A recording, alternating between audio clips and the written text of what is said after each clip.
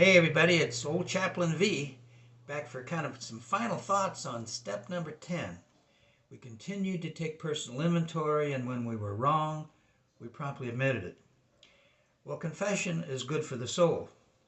And when we've harmed our neighbor and we've violated some of these things we've learned in the previous 9 steps in our relationships with others, we want to make amends. But there's man sees our actions, but God sees our motive. And so, as we mentioned before, confession to God is also very important because, the world teaches us so many things. The world's out to get us. The world seduces us. I mean, all these pleasures that we have, the world constantly reminds us through advertisements and commercials, things that we need to have to be happy, to be successful, to be a somebody. And we worship these people that are the beautiful people and the successful people and our athletes and our movie stars and all the bling of the world. We're kind of worshiping the golden calf, so to speak. It's kind of like the Israelites of the Old Testament that we mentioned before. They were offered freedom in the desert, but it came with lots of problems to help them to let go, to begin to really trust in God. But they wanted to go back to Egypt. They were Egyptianized. When Moses went up the mountain to get some instructions from God, he came back and they were worshiping the golden calf.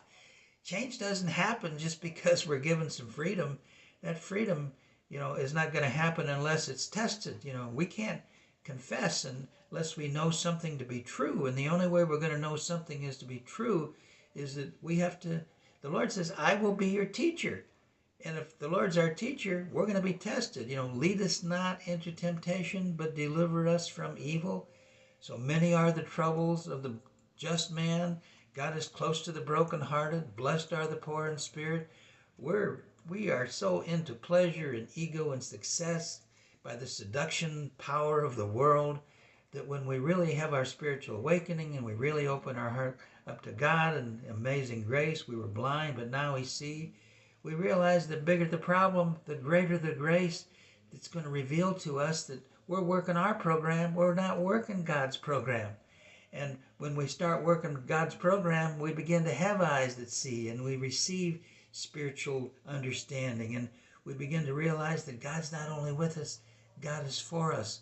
But to let go of some of that stuff that's between our ears, that subconscious, those mindsets and attitudes that and the amygdala is hijacking us all the time, we're going to be in the desert. Well, God bless you, everybody.